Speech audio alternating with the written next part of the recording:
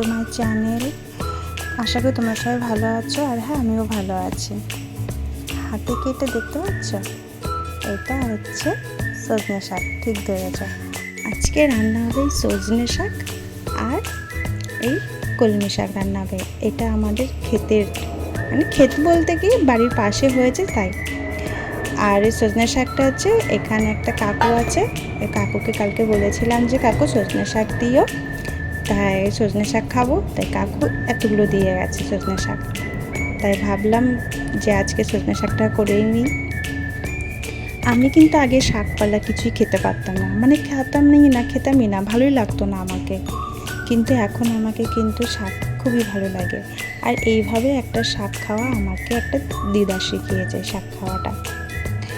সজনে শাক দিয়ে কলমি শাক, আরও অনেক কিছু শাক আছে, ওই শাকগুলো মিশিয়ে একেবারে তুমি যদি করে খাও, হালকা তেলে একটু রসুন দিয়ে তুমি যদি ভালো করে ভেজে খেলে খুব ভালো লাগে খেতে।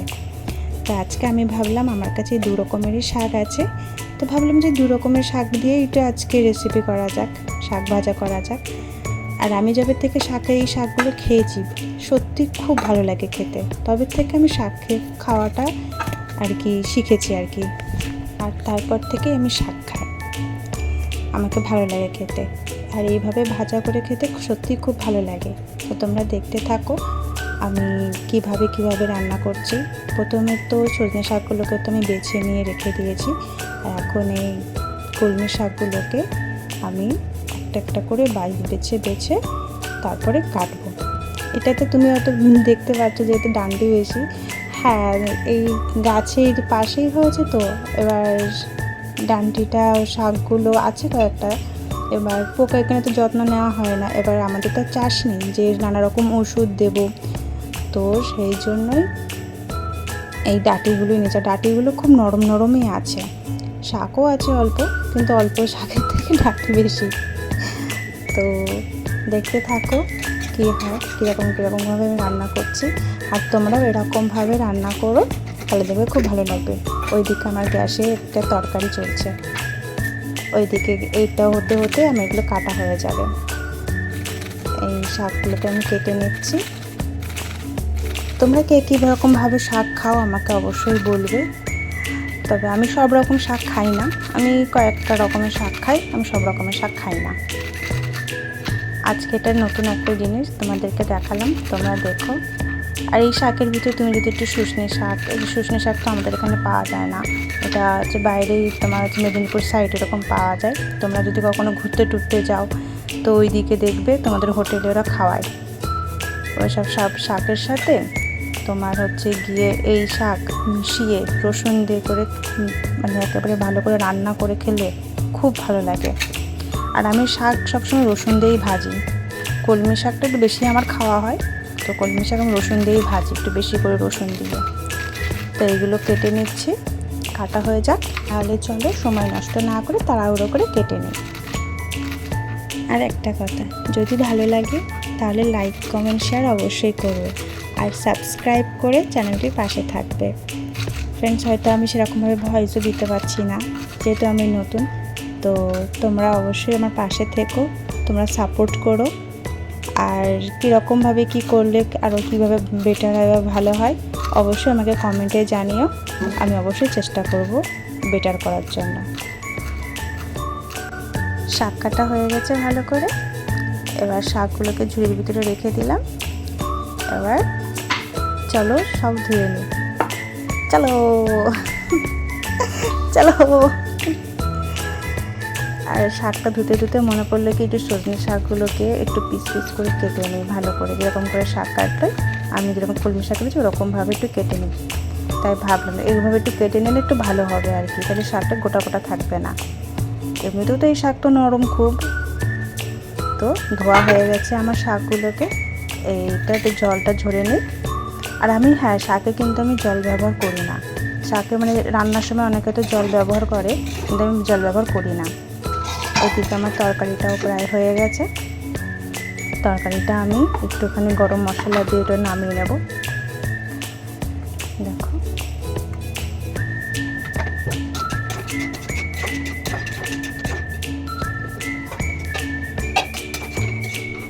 তরকারিটা নামিয়ে নিচ্ছি। ব্যাস, আমার এই তরকারিটা পুরো নামানো হয়ে গেল। এবার কড়াইটাকে একটু ধুয়ে নেব, ধুয়ে কড়াইটা বসিয়ে তারপরে শাক রান্না হবে। চলো, ওইদিকে তরকারি কমপ্লিট।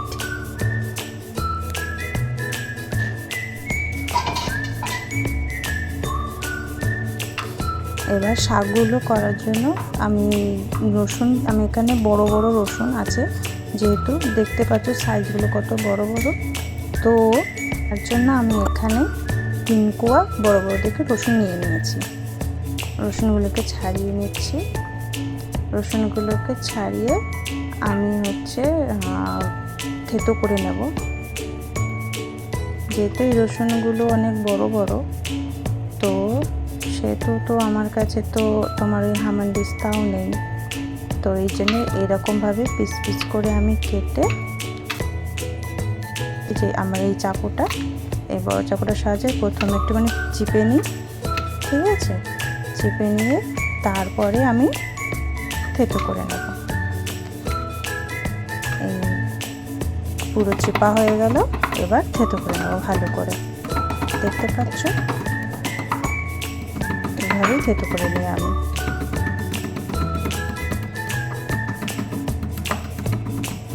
কমপ্লিট হয়ে গেছে থেতো করা, এই দেখো।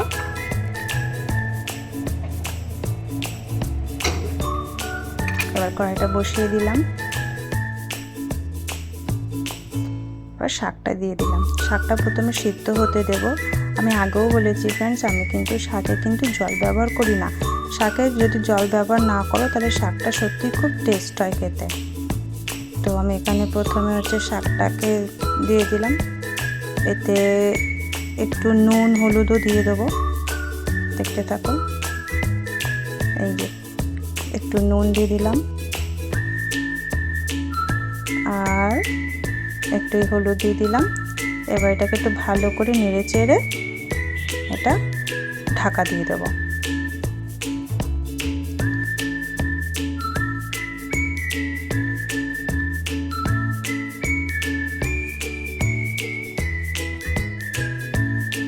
এবার ঢাকা দিয়ে দিলাম, সিদ্ধ হতে থাকুক। শাকটা আমার সিদ্ধ হয়ে গেছে। এবার শাকটাকে একটু ভালো করে নেড়ে চেড়ে আমি শাকটাকে প্রথমে নামিয়ে নেব।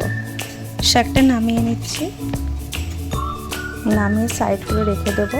এখনও কড়াইতে কিছুটা শাক রয়েছে, ওই শাকটাকে পুরোপুরি নামিয়ে নিলাম। ব্যাস, শাকটা ভালো করে করে দিলাম। এবার কড়াইটা একটু গরম হয়ে গেলে, আমি কড়াইটা আবার ধুয়ে বসিয়েছি, কড়াইটা গরম হয়ে গেছে। এবার এতে একটু তেল দিয়ে দেবো।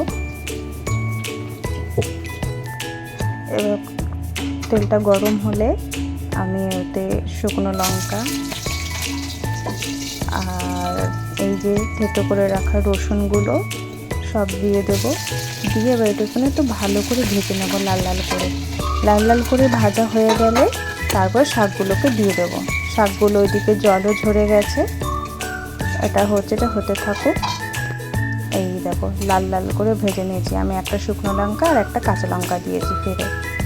এইরকম যে ভাজা হয়ে গেল, এরপরে আমি শাকগুলোকে দিয়ে দেবো। এই শাকগুলোকে দিয়ে দিলাম।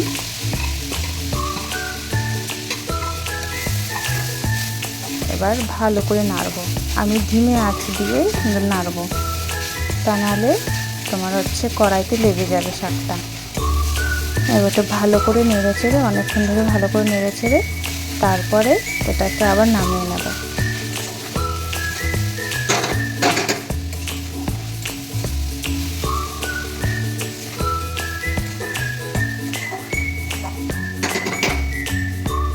একটুখানি শাকটা ঢেকে রাখবো জাস্ট কিছুক্ষণের জন্য। তারপরে এই হয়ে গেছে, জাস্ট এই 5 মিনিট 1-2 মিনিটের মতন ঢেকে রেখে দিয়েছি। তারপরে আবার এটাকে ঢাকনাটাকে খুলে নিয়েছি। আমার এই শাক ভাজাটা প্রায় হয়ে গেছে। এরপরে আমি গ্যাসটাকে অফ করে দেবো। এই গ্যাসটা আমি অফ করে দিলাম। শাকটা একটু নাড়ে চেড়ে শাকটাকে এবার নামিয়ে নেব।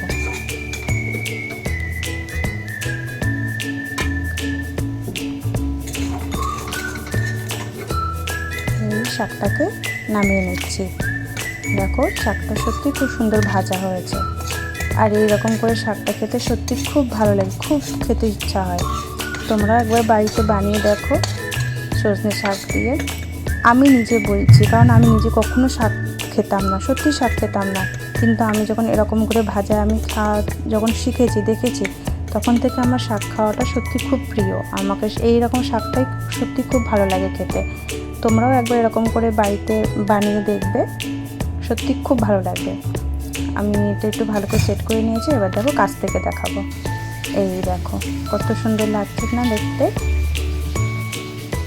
খুব ভালো লাগছে। তো ফ্রেন্ডস, কেমন হচ্ছে অবশ্যই বলবে, কমেন্ট করে জানাবে, আর ভালো লাগলে লাইক কমেন্ট শেয়ার অবশ্যই করবে।